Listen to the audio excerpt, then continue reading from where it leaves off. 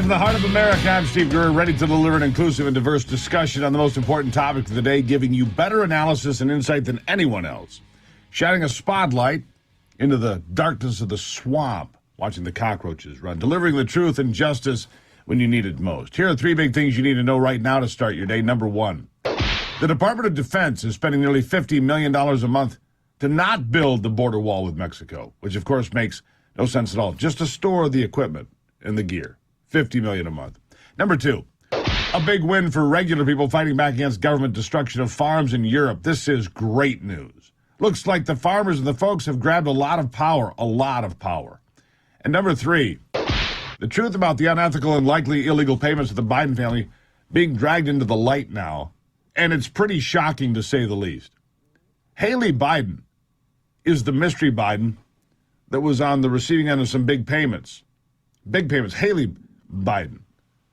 So keep up with this. It appears that China sent at least $3 million to the Bidens not long after Joe left the VP's job in 2017.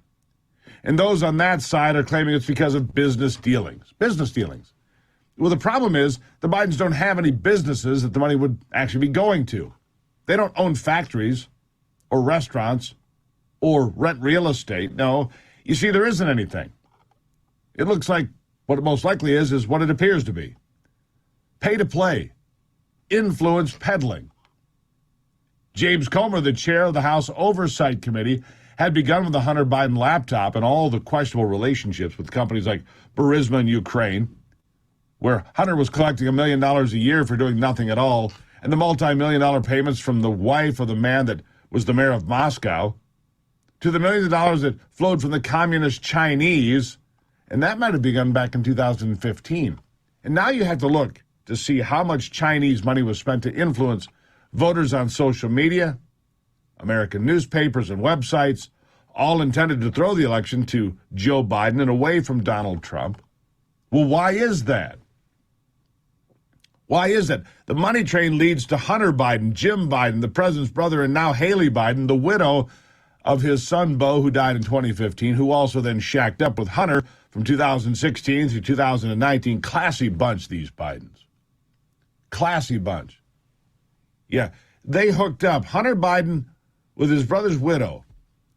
2016, 17, 18, 19. What an ugly stretch. Drug use. Hunter buying illegal guns that Haley dumped in a trash can. The Secret Service had to go scrambling to find. No charges filed, of course. There's a lot more that's going to tumble out here, I guarantee it. We're watching to see it when it happens. When will the next shoe drop? But it's become clear the big guy was getting paid. That being Joe Biden, maybe millions of dollars from America's biggest enemies, because we're still waiting to see the suspicious activity reports, the SARs, coming out of James Comer's subpoenas now supplied to the committee. Suspicious activity reports. They've got a whole pile of them, at least 15 or 20. They've looked at a couple, and this is what they've learned just from the first couple they've looked at.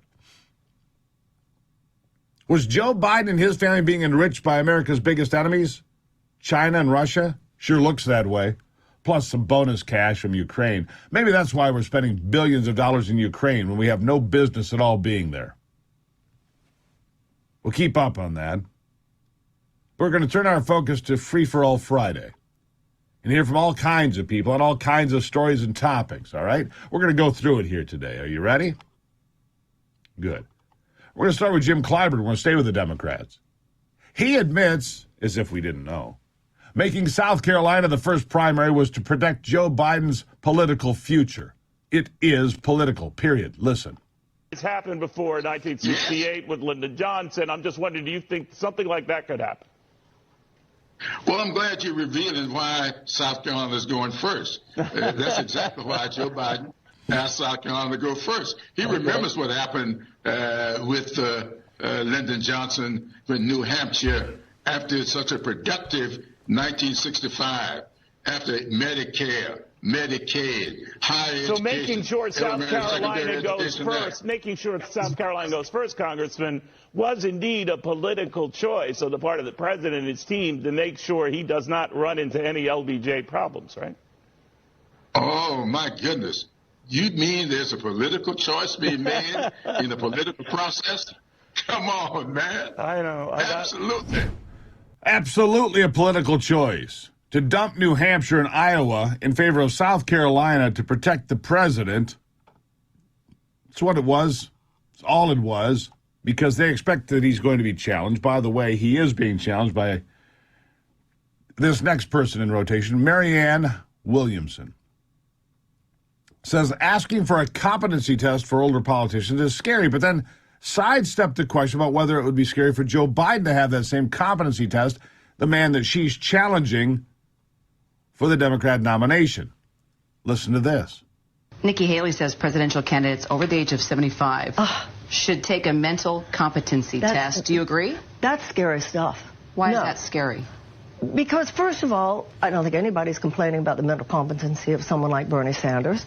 What about President Biden?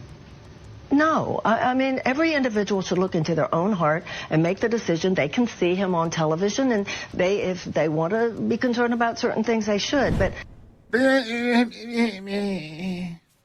little waffly there, Marianne. You might want to give a straight answer there, but you didn't. It's okay, I get it, but you should have. Staying with the Democrats. Why not? Kind of a bit of a role here. Doug Emhoff, do you know who that is? Okay, you've got it, sir, but does anybody else know who Doug Emhoff is by name? He's the second gentleman. It's Kamala Harris's husband, by the way. If you didn't know, Doug Emhoff is Kamala Harris's husband. I don't know if I would have known that. That's how irrelevant this guy is. And then he was asked about Kamala Harris and how wonderful she is and tell us something about her. He gave a completely pointless answer. Completely pointless answer about his completely pointless Veep wife. Listen. What do you think is the most surprising thing about Vice President Harris that people out there don't know? That they don't know? Yes, and that you can say on this stage without us both getting in trouble. Now, Well, she's like normal. She's exceedingly normal. She's an awesome wife. She loves to have fun. She loves to cook. She loves her family. She loves music. Oh, I'm sorry. Is he done? Sorry. I dozed off there for a second because he's exceedingly dull, pointless, useless. What a horrible administration. Biden-Harris.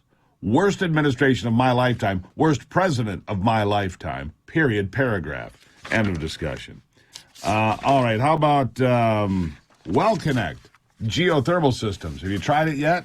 If not, why not? If you use natural gas, propane, heating oil, even wood, and you use a well in your yard to get your water, you could have a hybrid geothermal system, affordable geothermal in your house, saving you 70% on your utility bills in the next few weeks. You could have it done. What are you waiting for? And they're looking for dealers too, by the way. Find out more, wellconnectgeo.com, wellconnectgeo.com. I'll be right back. Don't go anywhere.